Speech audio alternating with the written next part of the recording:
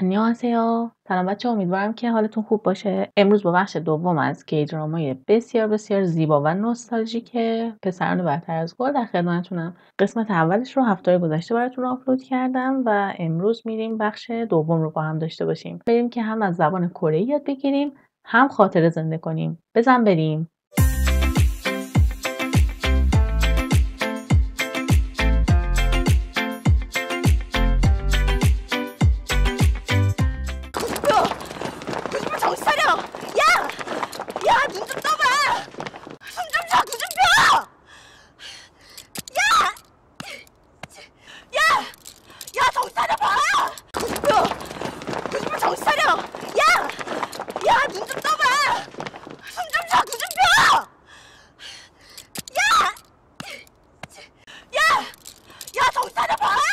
بخش اول رو با هم دیدیم. میریم که کلمات و گرامرش رو با هم یاد بگیریم. نون، جم، دو، پودا، سوم، شیدا. خب جمله رو با هم ببینیم. گوجونپیو که اسم لیمینهو توی این سریال هستش. گوجونپیو 정신 차려. 정신 차려.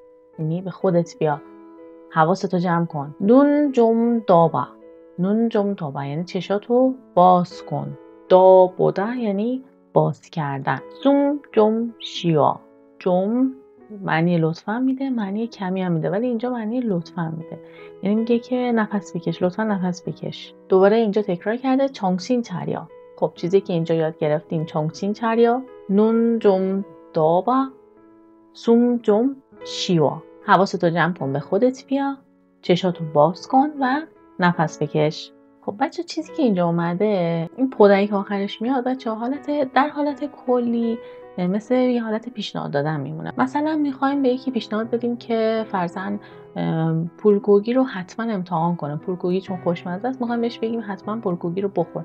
میگیم پولگوگی رو باگا پوسیا که حالت رسمیش هستش. میخوایم بگیم که حتما اون رو امتحان بکن. اینجا داره بهش یه حالت امر میکنه که حتما چشتو باز کن، نفس بکش. یه حالت امری داره بهش میگه. شبیه به همون موقعیتی هستش که در مورد پولگوگی گفتم، ولی اینجا حالت امر کردن داره، یعنی که داره بهش میگه چشتو باز کن، نفس بکش. خب قسمت بعدی رو ببینیم. 기대하던 사람이 아니라서 실망이야? 구준표, 네가 왜? 왜? 난 여기 오면 안 되냐? 기대하던 사람이 아니라서 실망이야? 구준표, 네가 왜? 왜? 난 여기 오면 안 되냐? 기대하다, انتظار داشتن. 실망, 왜, کلمه پرسشی. میان 되다, 안 되다. وقتی میخوایم اجازه کاری رو بگیریم یا مثلا میخوایم بگیم امکان این کار هست، از این منباب استفاده میکنیم از میان 되다 و 안 되다 که میان 되다 مثبتشه، این هم منفی هستش. جمله میگه 기대하던 사람이 아니라서 실망이야. مفهوم این جمله اینجوریه که داره میگه تو انتظار داشتی یه شخص دیگر رو ببینی و ندیدی، حالا ناامید شدی که من رو جای اون شخصی که انتظار داشتی دیدی. بعد اینجا جمله ناتموم هستش، داره میگه دیگه و که نذاشته جمله شو ادامه بده، گفته و 난 여기 오면 안 되냐. داره میگه من نمیتونم اینجا باشم، یعنی اجازه این که اینجا باشم رو ندارم. خب گفتیم میان 되다 میان 안 되다. حالا یه مثال براتون بزنم. مثلا میخوایم بگیم میتونم اینجا بشینم، میگین 여기 앉으면 돼요. بعد مثلا اون شخص بهتون جواب میده، میگه که بله میتونید بشینید، میگه نه 앉으면 돼요. ولی اگه بخواد منفیش رو بگه، بخواد بگه که نه نمیتونی اینجا بشینی، مثلا اینجا جای یه شخص دیگه است، میاد میگه 여기서 앉으면 안 돼요. یعنی نمیتونی اینجا بشینی. یا مثلا میشه گفت 이거 먹으면 안 돼요. یعنی نمیشه اینو بخورم. در جواب مثلا بهش میگن 괜찮아요. 이거 먹으면 돼요. یعنی میتونی اینو بخوری، هیچ مشکلی نداره. یا میگن 네 이거 먹으면 안 돼요. یعنی نمیتونی اینو بخوری، حالا به هر دلیلی این اجازه رو صادر نکرده، یا حالا مثلا غذا فاسد شده، یا مثلا غذا واسه یه شخص دیگری هست و دلایل مثل این. پس میان 돼요 안 돼요 همچین مفهومی داره و خیلی هم پرکاربرده. 잠깐만 미안해. 자기야, 왜 이제 왔어? 응? 왜 이렇게 늦게 왔어? 네가 여긴 웬일이냐? 서연 언니가 초대해줘서 왔거든? 잠깐만. 미안해. 자기야, 왜 이제 왔어? 응? 왜 이렇게 늦게 왔어? 네가 여긴 웬일이냐? 서연 언니가 초대해줘서 왔거든? خب ببینیم تو این بخش چیا داریم. 잠깐만 미안하다. 자기야 عزیزم معنی میده. 이제 초대하다 دعوت کردن. 초대하다. 웬일이냐 یعنی چه خبره، چی شده. 언니 و گادن یا گادنیو که فرم محترمانش هست و برای گفتن دلیل استفاده میشه. یه اندینگی که در پایان جملات میاد و دلیل رو بیان میکنه. خب حالا میریم ببینیم تو جمله چی داریم. 잠깐만 میانه 자기야 왜 이제 왔어؟ چرا الان اومدی؟ ایجه الان. 왜 이렇게 늦게 왔어؟ میگه چرا انقدر دیر کردی؟ 네가 여기 웬일이냐؟ میگه تو اینجا چیکار میکنی؟ یعنی چه خبر شده که تو اومدی اینجا؟ جوابش رو میگه 서연 اسمه. 서연 언니가 초대해줘서 왔거든. دلیل رو داره میگه. 왔거든 چون آبجی 소연 دعوتم کرده. 초대해줘서 چون دعوتم کرده من اومدم. پس کلماتی که یاد گرفتیم 잠깐만 یا 잠깐만요 مؤدبانش 미안해요 자기야 이제 이렇게 یعنی انقدر اینجوری. 늦다 یعنی دیر کردن. 늦게 یعنی دیر. 웬일이냐 رو یاد گرفتیم که یعنی چه خبره، چی شده. و 초대하다. خب بزن بریم قسمت بعدی.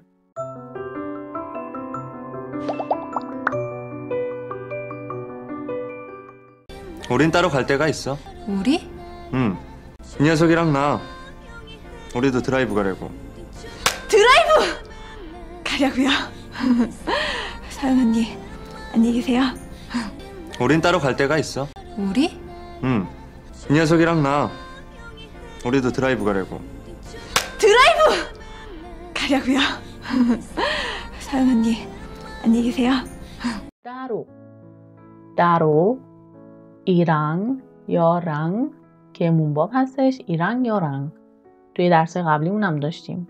안녕히 계세요 معنی خداحافظی میده، ولی به شخصی میگید که اونجا حضور داره و شما دارید اون مکان رو ترک میکنید. برعکسش میشه 안녕히 가세요، کسی که داره شما رو ترک میکنه.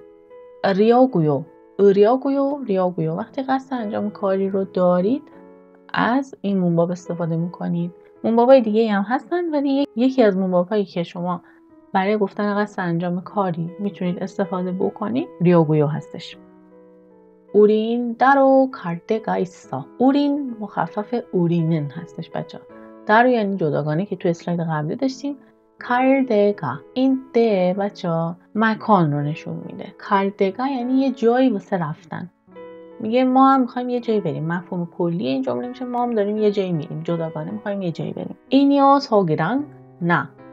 این 녀석 منظورش به کسی که کنارش واسطاده داره اشاره میکنه. میگه با این میخوام برم، با مثلا این شخصی که اینجا واسطاده. 우리도 دو یعنی همچنین هم. ما هم 드라이브 가려고 چون داره حالت دوستانه با دوستاش صحبت میکنه دیگه یو نذاشته اینجا بچه‌ها. 가려고 드라이브 همون درایو میشه یعنی میخوایم بریم دور.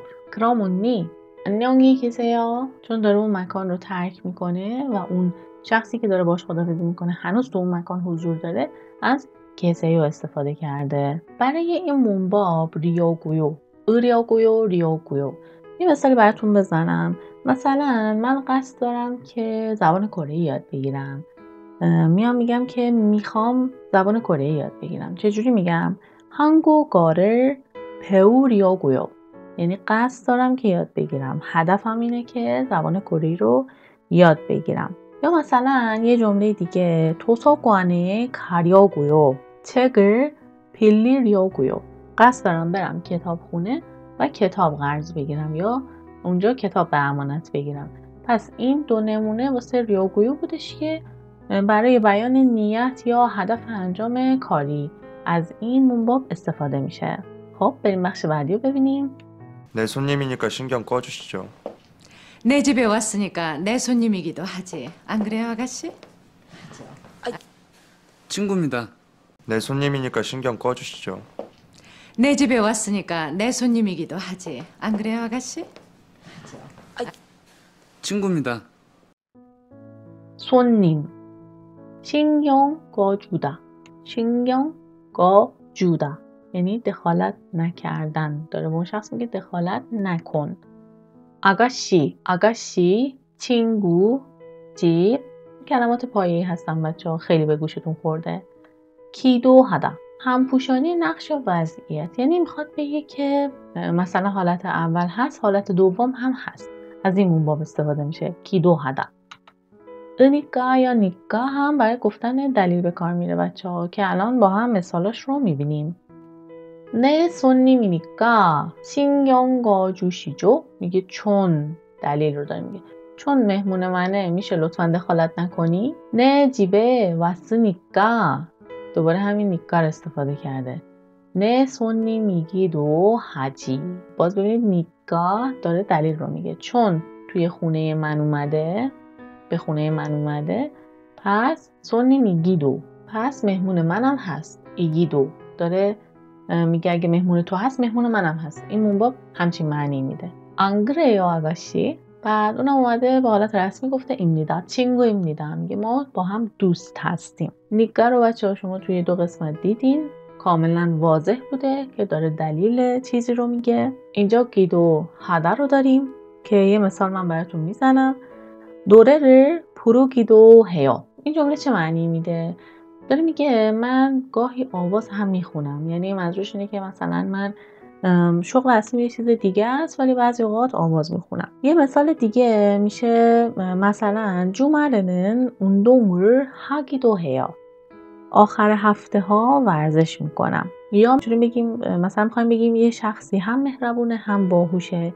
میگیم 그 사람은 친절하기도 하고 똑똑하기도 해요. گیدو پس همچین مفهومی داره بچه‌ها. شما از گیدو برای گفتن 2 تا چیز مشابه استفاده میکنید. یا مثلا میخوایم بگید هم این هم اون. به این صورت از گیدو هدا استفاده میکنیم. خب بریم بخش بعدی رو ببینیم با هم.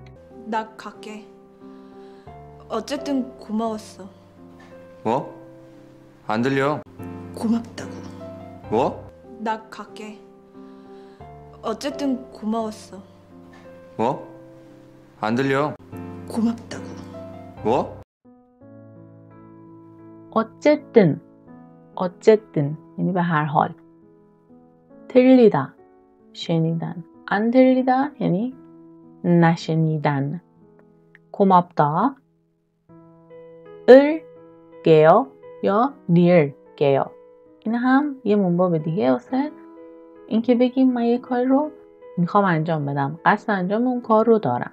나 갈게 을게 یعنی میخوام برم، قصد انجام کاری رو داشتن، قصد رفتن. 어쨌든 고마웠어 به هر حال ازت ممنونم. 뭐 안 들려 چی نمیشنوم. 고맙다고 این گوه آخر مفهومش اینه که بچه یعنی میخواد بگه که گفتم ممنونم یا مثلا یعنی یه بار این حرف رو زدم، داره با حالت تاکید میگه. خب قسمت آخر رو بچه با هم ببینیم. 근데 왜 손님이 하나도 없어? 쫓아버렸어. 왜? 아침까지 샀다고. 그러니까 네 마음대로 해. 근데 왜 손님이 하나도 없어? 쫓아버렸어. 왜? 아침까지 샀다고. 그러니까 네 마음대로 해. 근데 اما 쫓아버리다 یعنی از دست کسی خلاص شدن، کسی رو بیرون کردن. 아침까지 아침 یعنی صبح، 까지 یعنی تا. 그러니까 بنابراین 마음대로 بر اساس اون چیزی که دوست داری، هر جوری که دلت میخواد. 사다 خریدن. 근데 왜 손님이 하나도 없어? 쫓아버렸어. 아침까지 샀다고. 그러니까 네 마음대로 해. چرا هیچ مشتری اینجا نیست؟ 손님 بچه ها میدونید دیگه هم معنی مشتری میده هم معنی مهمون میده. 하나도 یعنی حتی یه دونه مشتری هم اینجا نیست. چرا؟ دلیلش چیه؟ داره میگه 쫓아버렸어 یعنی همشون رو بیرون کردم. از شر همشون خلاص شدم. 아침까지 샀다고. یعنی تا صبح خریدم اینجا رو. منظورش اینجاست. اون باری که توش هستن. میگه من تا صبح اینجا رو گرفتم. بقیه هم ریختم بیرون. میگه حالا هر جوری که دلت میخواد رفتار بکن. هر کاری که دلت میخواد انجام بده. خب بچه‌ها این قسمت هم تموم شد. امیدوارم که لذت برده باشین. اگر هر سوالی در مورد لغات یا منباب دارید حتما توی کامنت ها بپرسین و اگر این سبک ویدیوها رو دوست دارین توی کانال سابسکرایب بکنید چون قراره کلی از این ویدیوها با هم داشته باشیم. منبابایی هم که اینجا کار کردیم میان تدا و میان انتدا، ریاگویو، ریاگویو و اینیکا و نیکا و منباب مهم دیگه کیدو هدا. این منبابا رو بچه‌ها من ازشون تمرین میذارم توی کانال تلگرام. حتما به کانال تلگرام جوین بشید چون تمرینای فرای درسی که ما اینجا داریم با هم کار میکنیم رو من توی تلگرام براتون میذارم. خیلی دوستتون دارم. خیلی مراقب خودتون باشین. تا هفته بعدی. خدا نگهدار. 안녕히 계세요.